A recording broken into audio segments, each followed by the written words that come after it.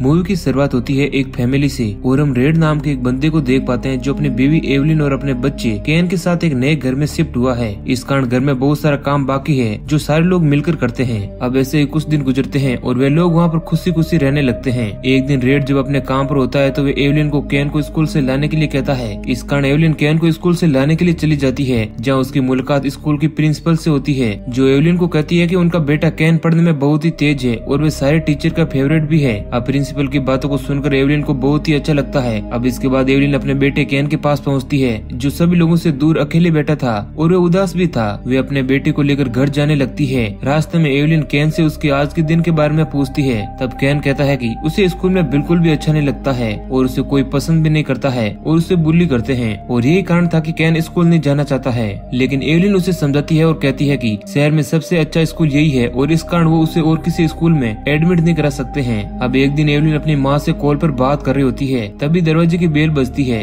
अब एवलिन बाहर अपने ही एक दोस्त यूरी को देखती है जो उससे मिलने के लिए आया है। दरअसल यूरी एक तांत्रिक था जो घर के अंदर मौजूद सुपरनेचुरल पावर को कंट्रोल और उन्हें महसूस करने में सक्षम था। वह एवलिन को चेतावनी देने आया था और वह कहता है कि उसे इस शहर में बड़ी सावधानी से रहना होगा क्योंकि आए दिन इस शहर में बहुत सारी ऐसी घटनाएं घट रही है जो बहुत हैरान कर देने वाली है। दरअसल एवलिन का परिवार अभी अभी इस घर में शिफ्ट हुआ था और यूरी को एवलिन की फैमिली और उसकी चिंता थी। इस कारण वह उसे समझाने आया हुआ था। तभी रेड वहाँ पर केन को लेकर अपने काम से लौट आता है जो एवलिन को कहता है कि स्कूल में केन के साथ कुछ लोगों ने बदतमीजी और उसे बुली किया। वो यूरी को देखकर बहुत ज्यादा गुस्सा हो जाता है क्योंकि एवलिन यूरी की तरह ही थोड़ी धार्मिक थी और वह इन सब चीजों को मानती थी जिन पर रेड का विश्वास बिल्कुल भी नहीं है। इस कारण रेड एवलिन को कहता है कि वे यूरी को दोबारा यहाँ पर ना बुलाएं, जिसके बाद एवलिन अपने दोस्त को बाद में आने का बोलकर वहाँ से भेज देती है। अब इसके बाद एवलिन रेड से सारा माजरा पूछती है कि आखिर स्कूल में ऐसा क्या हुआ। तब रेड एवलिन को कहता है कि स्कूल में कुछ बच्चे केन को बुली कर रहे थे। इस कारण केन ने उनमें से एक बच्चे को बहुत मारा और यही कारण था कि उसे प्रिंसिपल ने कुछ दिनों के लिए सस्पेंड कर दिया। अब इस बात से केन के पेरेंट्स बहुत ही ज्यादा चिंतित थे क्योंकि उनका बेटा अब थोड़ा अलग ही हरकतें करने लगा था।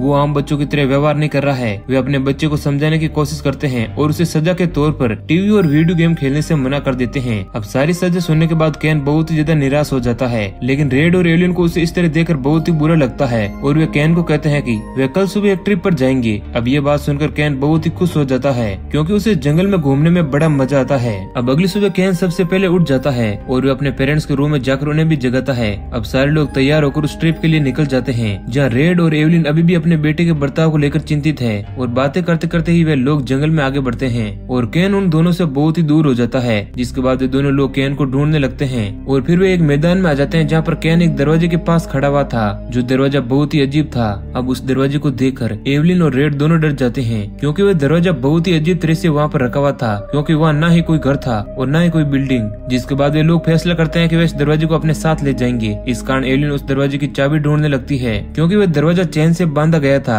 आखिरकार उसे चाबी मिल जाती है और वे लोग उस दरवाजे को लेकर अपने साथ घर पर आ जाते हैं और एवलिन उसे अच्छे से ठीक करने लगती है और उस पर पेंट करके वे एक अलमारी में उसको फिट कर देती है। हालांकि वह दरवाजा बहुत ही पुराना था। अब इसके बाद हम देखते हैं कि एवलिन ग्रोसरी मार्केट में जाने के लिए अपना कोट उस कवर्ड से निकालती है जहाँ कोट से उसे कुछ बदबू आती है और उसे लगता है कि शायद केन की ही कुछ खाने पीने की चीजें हैं। जिसके बाद वो केन से पूछने लगती है लेकिन केन उसे कहता है कि उसने ऐसा कुछ भी नहीं किया। अब इसके बाद एवलिन मार्केट चली जाती है और सामान लेकर जब वो अपनी कार की चाबी जेब से निकालती है तो चाबियों के साथ कुछ कीड़े भी उसकी जेब से निकलते हैं। उन कीड़ों को देखकर वह बुरी तरह से डर जाती है और किसी तरह वह घर पहुंचती है और वह इस बात को लेकर बहुत ही परेशान थी और फिर वह रेड को भी इस बारे में बताती है। लेकिन रेड को इन सब चीजों पर बिल्कुल भी यकीन नहीं था। उसका मानना था कि शायद केन ने ही उसके साथ कोई प्रैंक किया है। अब उसी रात एवलिन किचन में जाती है तो उसे उसी दरवाजे के पास एक स्पिरिट नजर आती है जिसे देखकर वह बुरी तरह से डर जाती है। जब एवलिन लाइट्स ऑन करती है तो उसे वहाँ पर केन नजर आता है जो अभी तक सोया नहीं था। अब किसी तरह एवलिन अपने आप को संभालती है और फिर वह अपने बेटे केन से पूछती है कि आखिर वह अभी तक सोया क्यों नहीं।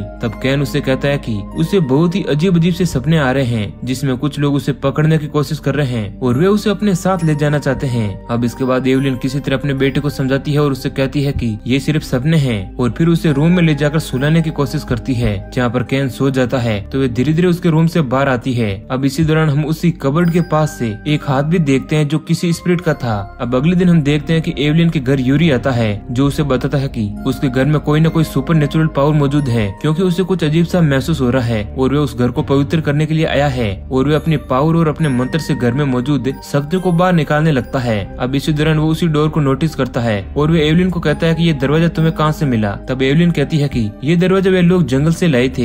अब यूरी इस बात को सुनकर नाराज हो जाता है और वह कहता है कि उन्होंने बहुत ही बड़ी गलती कर दी, उन्हें ऐसा नहीं करना था। यूरी एवलिन को कहता है कि उन्हें किसी भी तरह इस दरवाजे को निकालकर वापस उसी जंगल में छोड़कर आना होगा। अब उसी रात एवलिन रेड को सारी बातें बताती है, लेकिन थका हुआ रेड उस दरवाजे को खोलने की कोशिश करता है और बहुत देर उस दरवाजे को निकालने में लगा देता है, लेकिन आखिर तक वह दरवाजा उससे नहीं निकलता है। जिसके बाद रेड कहता है कि वह कल इस दरवाजे को निकाल देगा। अब अगले दिन एवलिन शहर की ही एक लाइब्रेरी में जाकर उस दरवाजे की हिस्ट्री जानने की कोशिश करती है, जहाँ लाइब्रेरियन उसे कुछ अजीब सी बातें बताती है और वह कहती है कि 20 साल पहले इस दरवाजे के कारण कई बच्चे गायब हो रहे थे। अब इस बात को सुनकर एवलिन बहुत ही ज्यादा डर जाती है। हालांकि उस लाइब्रेरियन को इस बारे में ज्यादा जानकारी नहीं थी और वह कहती है कि इस लाइब्रेरी में बहुत सारे आर्टिकल है जिन्हें पढ़कर वो बहुत सारी जानकारी पा सकती है। अब उसी रात एवलिन रेड को सारी बातें बताती है, लेकिन रेड कहता है कि वह ज्यादा ही इन सब चीजों को सीरियस ले रही है, क्योंकि तुम्हारा दोस्त यूरी तुम्हें इन सब चीजों को सोचने के लिए मजबूर कर रहा है। अब अगले दिन रेड और एवलिन नोटिस करते हैं कि जिस दरवाजे को उन्होंने लगाया था उस दरवाजे का कलर निकल चुका है और ये बहुत ही अजीब बात है। तभी एवलिन को स्कूल के प्रिंसिपल का मैसेज आता है और वे उन्हें बताती है कि कैन को एक बार फिर से स्कूल से निकाल दिया गया है, क्योंकि उसने इस बार भी मारपीट की थी। अब इसके बाद रेड कैन को अपने साथ काम पर ले जाता है ताकि वे उसे कुछ सिखा सकें। अब उसी दिन एवलिन के पास कुछ आर्टिकल आते हैं जो गायब हुए बच्चों के बारे में ही थे। आर्टिकल पढ़ने के बाद एवलिन को पता चलता है कि 20 साल पहले गायब हुई लास्ट बच्ची का घर इसी शहर में है।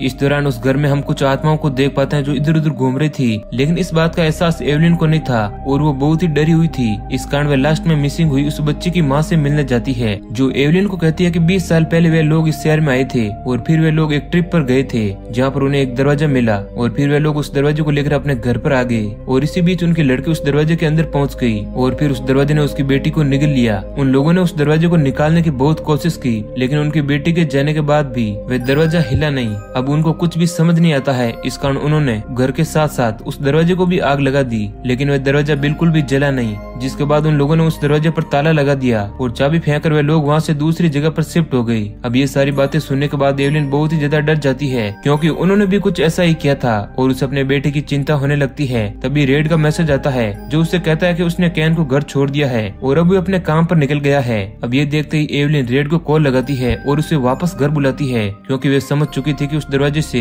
कैन को कितना खतरा है। अब इससे पहले कि वे दोनों अपने घर पर पहुंच पाते, उससे पहले ही कैन को उस दरवाजे ने निगल लिया था। अब ये बात जानकर वे दोनों बहुत ही दुखी होते हैं और उन्हें बहुत ही तकलीफ होने लगती है। अब इस कारण एवलिन अपने दोस्त यूरी को वहाँ पर बुलाती है ताकि वे किसी तरह उनकी मदद कर सकें और कैन को वापस ला सकें। अब इसके बाद यूरी उन दोनों को कहता है कि अभी ज्यादा देर नहीं हुई है और वे किसी तरह कैन को बचा सकते हैं और इस दुनिया में वापस ला सकते हैं। यूरी अपने सुपर नेचुरल पावर को यूज करके उस दरवाजे को वापस उसी जंगल में लेकर आता है। अब यूरी अपने पावर से किसी तरह उस दरवाजे के अंदर मौजूद उस शैतान से डील करने की कोशिश करता है ताकि वे कैन को छोड़ दें। यूरी बहुत देर तक रिचुअल करता है और किसी भी तरह उस दरवाजे के अंदर मौजूद शैतान से संपर्क करने की कोशिश करता है, लेकिन बहुत मेहनत करने के बावजूद भी ऐसा नहीं हो पाता है। जिसके बाद यूरी अपना पूरा जोर लगा देता है और किसी तरह वो शैतान उससे बातें करना शुरू कर देता है। वो शैतान उससे कहता है कि इस दुनिया में आए हुए बच्चे कभी भी वापस उनकी दुनिया में नहीं जा सकते। जिसके बाद यूरी कहता है कि वे उन लोगों के साथ एक डील करना चाहते हैं ताकि वे कैन को छोड़ दें और वो जो चाहे रेड और एवलिन से मांग लें। जिसके बाद वे शैतान बताता है कि इस दुनिया के एक अलग ही राजा है जो उस दुनिया के सारे नियमों का उल्लंघन खुद कर सकते हैं, लेकिन वह नहीं कर सकता है। जिसके बाद यूरी उस शैतान से अपने राजा से बात करने को कहता है और यूरी उसे किसी तरह मना लेता है। अब इसके बाद उस डोर के दूसरी तरफ मौजूद वो शैतान एवलिन से उस डोर की चाबी मांगता है और जैसे ही एवलिन उस डोर की चाबी को नीचे रखती है तो वह चाबी वहाँ से गायब हो जाती है और उस दरवाजे के आसपास चारों तरफ अंधेरा ही अंधेरा हो जाता है। यूरी लालटेन की मदद से वहाँ पर उजाला करता है और वे लोग देखते हैं कि उनके पास बहुत सारे बच्चों की आत्माएं खड़ी है जिन्हें उस शैतान ने उस दरवाजे के अंदर निगल लिया था। और थोड़ी देर बाद हम देखते हैं कि वे सारे बच्चे वहाँ से गायब हो जाते हैं और वहाँ पर रखा हुआ वह दरवाजा उन तीनों के लिए खुल जाता है। और जैसे ही वे लोग अंदर पहुँचते हैं तो रेड और एवलिन उस शैतान से विनती करने लगते हैं कि वे अपनी जान के बदले कैन को छोड़ दें, लेकिन शैतान को इन सब बातों से कोई मतलब नहीं था। उसे किसी भी बड़े इंसान की जान नहीं चाहिए थी और वह उन्हें बताता है कि उसे बच्चों की तकलीफ और दुख देखना बहुत ही पसंद है। शैतान कहता है कि तुम्हें अपने बच्चे कैन को बचाने के लिए और अपनी दुनिया में उसे अपने साथ वापस ले जाने के लिए किसी और बच्चे को बदले में देना होगा और वे लोग अपनी शर्त में कामयाब नहीं रहे तो उनका बच्चा कैन कभी भी वापस उनकी दुनिया में नहीं जा सकेगा। अब ये बात सुनकर रेड और एवलिन बुरी तरह से इमोशनल हो जाते हैं, क्योंकि वे नहीं चाहते थे कि कैन के बदले किसी और बच्चे को उस शैतान के हवाले करें, लेकिन उनके पास कोई और रास्ता नहीं होता है और कैन के लिए वे सब कुछ करने को राजी थे।